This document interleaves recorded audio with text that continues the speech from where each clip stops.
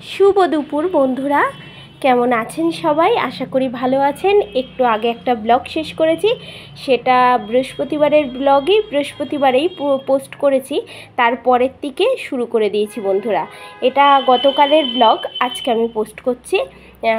এই যে বন্ধুরা, আমি কিন্তু ভাত বসিয়ে দিয়েছি আর সয়াবিনের আলু কেটে নিয়েছি আর আলু ভাজা করে নিয়েছি। আর দেখুন ঠাকুর ঘরটা আপনাদেরকে দেখিয়ে দিচ্ছি। ঠাকুরের বাসন মেজে পরিষ্কার করে রেখে দিয়েছি। তারপর চলে এসেছি বারান্দায়। আজকে আর কোনো কাজ শেয়ার করিনি বন্ধুরা, আপনাদেরকে একটু দেখিয়ে দিচ্ছি। বা ছোট্ট একটা মিনি ব্লগ করেছি, যে আজকে খালি মানে ব্লগ দেব না এমনটা করব না, এই জন্য। এই যে বন্ধুরা, বারান্দাটা আপনাদেরকে একটু দেখিয়ে দিলাম। আর দেখুন এই যে বৃষ্টি কমেছে, আমার মনে হচ্ছে বৃষ্টি আর যাবে না। মানে যা বর্ষা হচ্ছে এবছর, মনে হয় বর্ষা সারা জীবনে যাবে না, বর্ষা মনে হয় থেকেই যাবে। যাই হোক, এই দেখুন বন্ধুরা, এই ঘরটাও আমি সুন্দর করে গুছিয়ে নিয়েছি।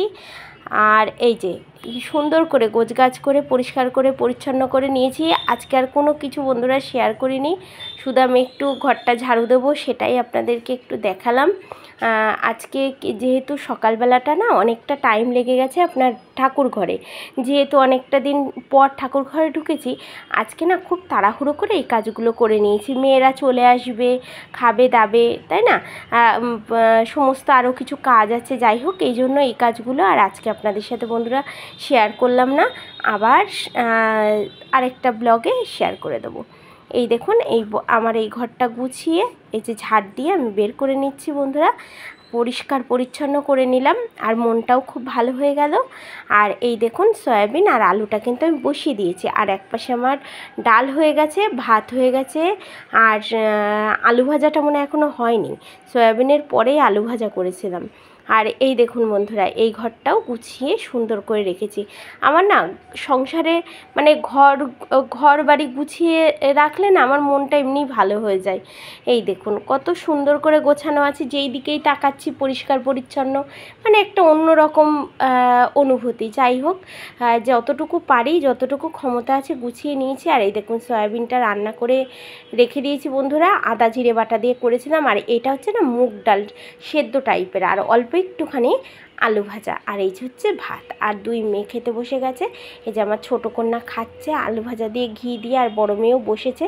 তারপরে হয়েছে সন্ধ্যাবেলা বন্ধুরা। সন্ধ্যাবেলার পুজো তো আপনাদেরকে কখনো দেখাইনি, তাই ভাবলাম দেখাই। সন্ধ্যাবেলা আমি প্রত্যেক বৃহস্পতিবারে এমন করেই পুজো করি, এবং প্রত্যেক বৃহস্পতিবারে আমি পাঁচালি পড়ি সংসারের, মানে যাতে আমার সংসারটা যাতে সুখে শান্তিতে ভরে থাকুক, তাই না, এই জন্যই। তারপর সন্ধ্যাবেলা মেয়ে একটা নতুন ধরনের খাবার বানিয়েছিল, মিনি ক্রন পিৎজা বন্ধুরা। এটা হচ্ছে আজকের বিকেলবেলা, সন্ধে ছাদে গেছিলাম বন্ধুরা, আকাশের দিক তাকিয়েছিলাম, এবং মনের যত দুঃখ কষ্ট আছে সেই আকাশকেই জানালাম। আর কিছুক্ষণ ছাদে থাকার পর না মনটা অনেকটা ভালো হয়ে গেল। দুই মেয়েও ছিল সাথে, হাজব্যান্ড একটু ঘুমাচ্ছিল। যাই হোক বন্ধুরা, আজকের ব্লগটা এখানেই শেষ।